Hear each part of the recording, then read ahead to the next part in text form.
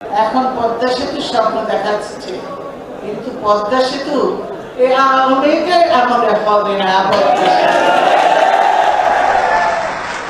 আর সেই সেতুতে উঠা জন্য একটা যদি জোড়াতালি দিয়ে বানায়, সেই সেতুতে কেউ উঠতে যাবেন না।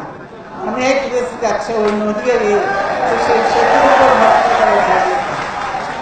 এইগুলো এই পদ্মা সেতু, আমি বলি পদ্মা সেতু আওয়ামী লীগের আমলে করতে পারবে না তারা।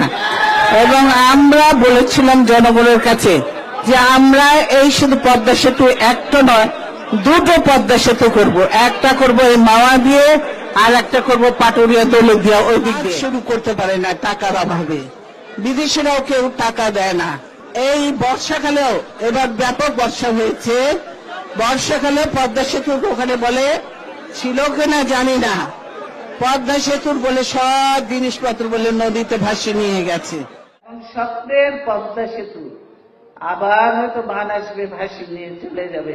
স্বপ্নের পদ্মা সেতু স্বপ্নই থাকবে, স্বপ্নই থাকবে।